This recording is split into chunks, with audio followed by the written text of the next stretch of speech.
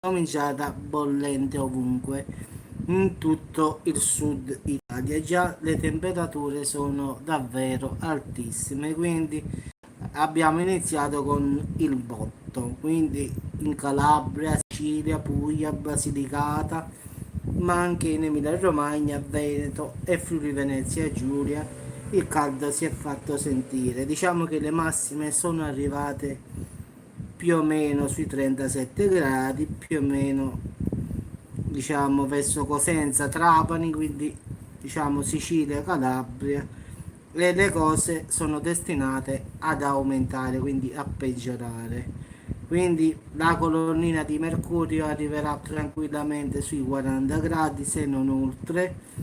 Quindi diciamo che sarà un weekend davvero tosto e poi da lunedì in poi destinata ancora ad aumentare. Quindi questa ondata di caldo è in tutta Europa, quindi non è un problema solo italiano, quindi anche in Spagna, Francia, Sardegna, Corsica, in effetti non è solo un problema di qua, quindi anche Londra, quindi diciamo questo fine settimana sarà pessimo a livello di caldo afoso e soprattutto sarà molto umido, quindi le temperature percepite saranno ancora maggiori del solito.